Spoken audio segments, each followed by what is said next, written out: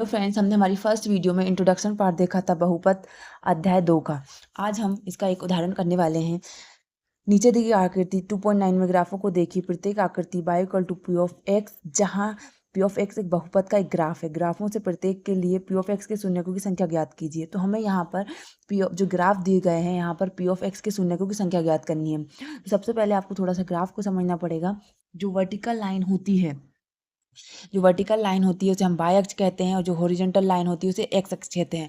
और जो हमारी प्रतिच्छेद रेखा होती है वो एक्स अक्ष पर जितनी बार प्रतिच्छेद करती है वही हमारे शून्यकों की संख्या होती है।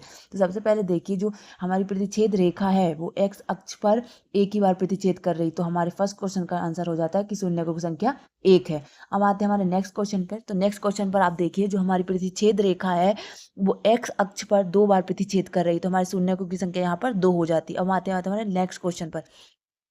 तो यहाँ पे हमारी एक्स अक्ष पर जो प्रतिच्छेद रेखा है तो 1, 2 और 3 बार प्रतिच्छेद कर रही, इसलिए हमारे शून्यकों की संख्या 3 हो जाती है।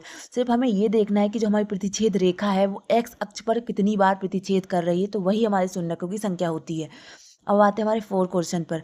तो 4 क्वेश्चन पर ये देखिए, जो हमारी प्रतिच्छेद रेखा है वो एक ही बार प्रतिच्छेद कर रही है, इसलिए शून्यकों की संख्या 1 हो जाती है। फिफ्थ क्वेश्चन में हम देखेंगे, जो हमारी प्रतिच्छेद रेखा है वो एक्स अक्ष पर सिर्फ एक ही बार प्रतिच्छेद कर रही है, तो शून्यकों की संख्या 1 हो जाती है। अब देन लास्ट क्वेश्चन पे हम आते हैं, एंड 6 क्वेश्चन, जिसमें हमारी प्रतिच्छेद जो रेखा है वो 1, 2, 3, 4 बार प्रतिच्छेद कर रही है, इसलिए हमारे शून्यकों की संख्या 4 हो जाती है। थैंक यू, मिलते हैं नेक्स्ट वीडियो में।